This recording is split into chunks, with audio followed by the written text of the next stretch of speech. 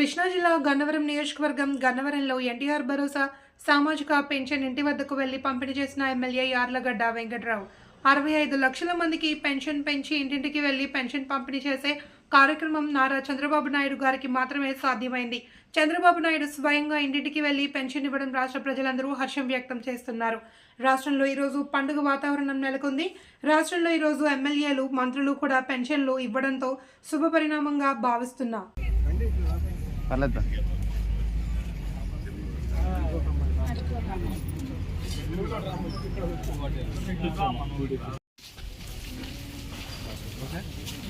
Sir ఉంటానండి. మంచిదండి. ఏ బాబు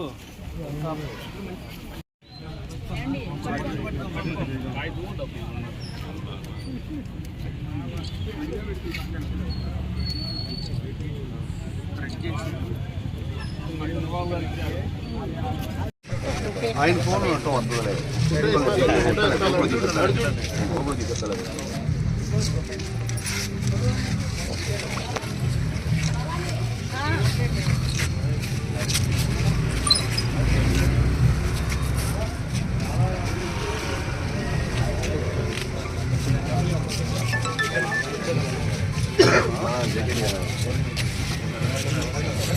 భరోసా pension పంపిణీ కార్యక్రమం రాష్ట్ర వ్యాప్తంగా పెనుమాకలో గౌరవ ముఖ్యమంత్రి చంద్రబాబు నాయుడు గారి చేతుల మీదుగా, అదేవిధంగా రాష్ట్ర మంత్రుల చేతుల మీదుగా, ప్రతినిధుల శాసనసభ్యులు ఇన్ఛార్జీల చేతుల మీదుగా జరగటం శుభసూచకం.